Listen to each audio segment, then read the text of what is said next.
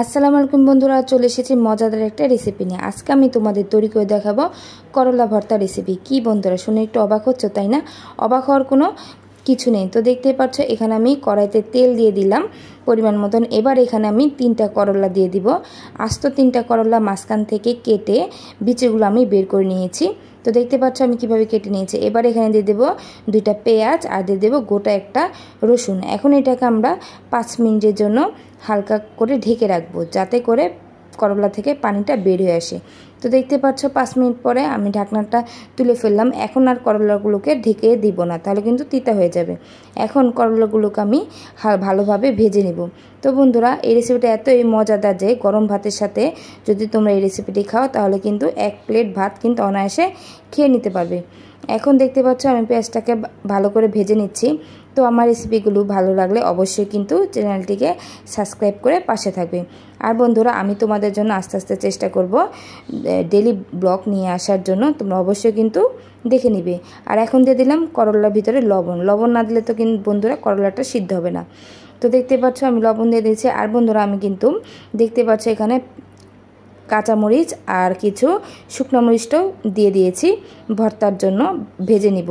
তো দেখতেই পাচ্ছ এখানে আমি সমস্ত কিছু উপকরণগুলো নিয়ে নিয়েছি। আর আমি রসুনটাকে কিন্তু খোসা ছাড়িয়ে নিয়ে নিয়েছি।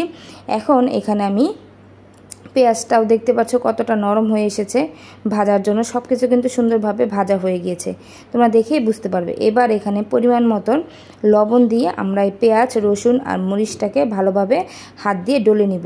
আজকে আমি এই ভর্তাটা বন্ধুরা হাত দিয়ে তৈরি করে দেখাবো।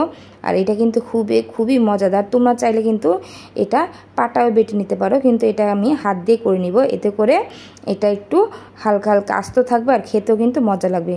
তো দেখতে পাচ্ছ এখন আমার পেঁয়াজ, মরিচ আর রসুনটা মাখা শেষ। এবার আমি করলাগুলোকেও হাত দিয়ে কষলিয়ে মেখে নিচ্ছি।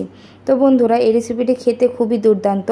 আর আমি তোমাদের সবসময় চেষ্টা করি হাতের কাছে যে সমস্ত উপাদান থাকে ঘরে, তোমরা যাতে সহজেই ওগুলো দিয়ে মজাদার রেসিপি তৈরি করে খেতে পারো।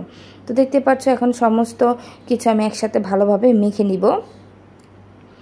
আর এই কাজটি কিন্তু অবশ্যই বন্ধুরা একটু ভালোভাবে করে নিতে হবে, কারণ করলাটাকে ভালোভাবে একটু মেখে নিতে হবে।